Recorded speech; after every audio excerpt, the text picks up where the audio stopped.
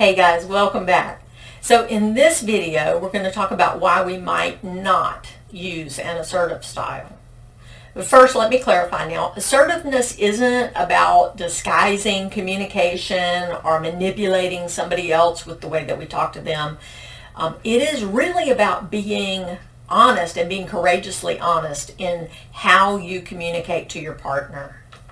Assertiveness can help you be a more effective communicator.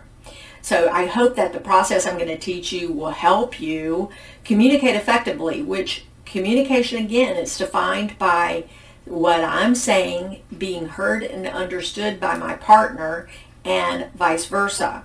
So the way that I present my words in communication is going to make a difference in how my partner interprets those. So learning how to do that better is a winning behavior. Now, most people choose not to be assertive because they're trying to avoid conflict or those feelings of rejection more so that come with conflict. They might not trust themselves in conflict. They might not feel sure that they can handle themselves, and they don't want that criticism because that criticism and rejection kind of hurt too much. Sometimes we might have been raised to believe that our role is just to go along to get along, kind of minimize our own needs and just accept other people's ideals, beliefs, etc. Sometimes we might feel like having wants, needs, or desires, or even opinions, that it might put us at risk for criticism or rejection, and then our insecurity is going to kind of lead us to avoid being assertive in our communication. And what happens then is we kind of become a non-entity. We have no identity of our own. We just kind of blend into the woodwork. So on the one end of the spectrum is the aggressive stance. And in that stance, we have the feeling that we must be heard. Our wishes have to be honored. And if not, then our anger is going to flow. And if our view isn't accepted, then we're going to feel unsafe. And behind the anger of the person who's in the aggressive stance is insecurity. Just remember that. So that person cannot see things from the perspective of other people. It's just too threatening to them. And to be in communication with a person like that, that's, from the aggressive stance, you kind of have to adopt that non-entity, or you're going to be in conflict quite a bit of the time. The problem is that person who falls on that aggressive side, remember I said they usually can get their way because if they act out enough, other people will be intimidated. But that behavior is going to drive people away. It alienates the people in their lives that are there that care about them. And usually they will end up unhappy. But the person who adopts the non-entity identity, they're going to lose themselves. They get little or very few of their needs met. And guess what? They end up unhappy as well. So you can see, if you're playing the long game here, assertiveness really is the way to go. But it does require you to put some thought and effort into changing. And with all change, it begins with awareness first.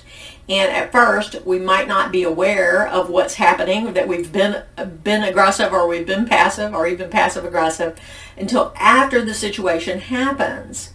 So we may speak up harshly to squash any kind of dissension, or we don't speak up with our preferences when they're different from the person that we're talking to. So once we notice that it's happened, it's kind of useful to walk through it, and we'll process some of those. We're going to do that in some of the later videos, but let's just walk through an example during this session. So my husband buys tickets for a football game, and he comes home and tells me, I got these tickets, we're going on Saturday. Now, I had plans to meet up with my sister on Saturday, and that's what I'd rather do. And then I get angry with him, and I feel like he's always making decisions without asking me. So I'm upset. I blow up to include yelling and screaming, and an argument ensues for the whole night, and it even lasts into the next day. Well, I've made my husband so miserable, he gives the tickets away to one of his friends and tells me just do whatever I want. What ends up happening in that situation is we both lose. I might end up getting to spend the day with my sister, which is what I would have preferred, but the relationship with my husband is ultimately damaged. So as you can imagine, there might have been like a better way for me to handle this. So in this case though, responding with my preference minus the drama, he might have been disappointed that I didn't want to go with him, but he could have found someone else that might have really been interested in that. They could have had a jolly time, and I could have had an enjoyable time with my sister. Ultimately, he would have been happy, and so would I. So obviously this is a simplified example, but it illustrates some outcomes of our communication styles. So once I've gotten pretty good at spotting these situations, after the fact, I have to work on bringing my awareness to when the situation is currently happening, or maybe even ideally right before it happens. So I want to be able to catch myself at the moment of blowing up, or even, containing myself. I want to catch myself right at that moment so that I can make a better choice.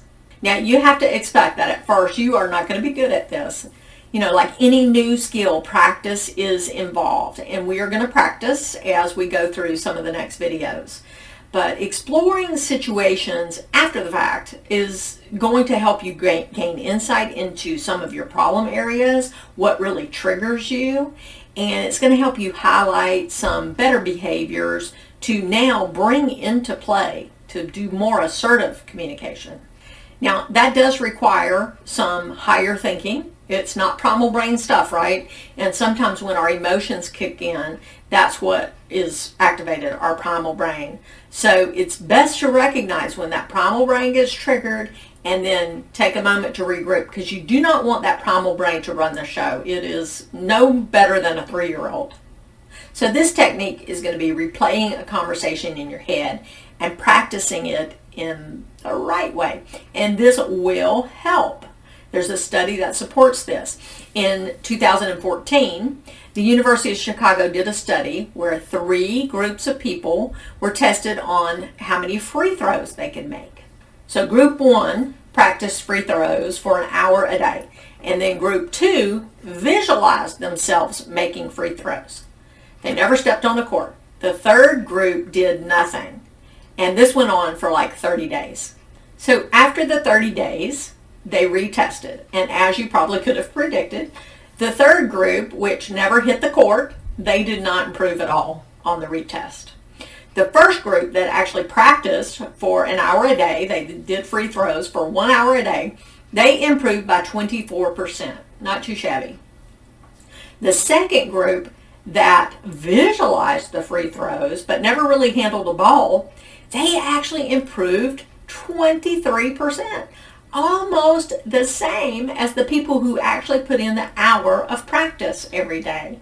So the bottom line is, mental rehearsal prepares you for real world action, and that's what we want to utilize in this exercise. Eventually, you're going to have complete awareness when you're about to react and use a non-productive communication style, and you'll be able to self-regulate it most of the time.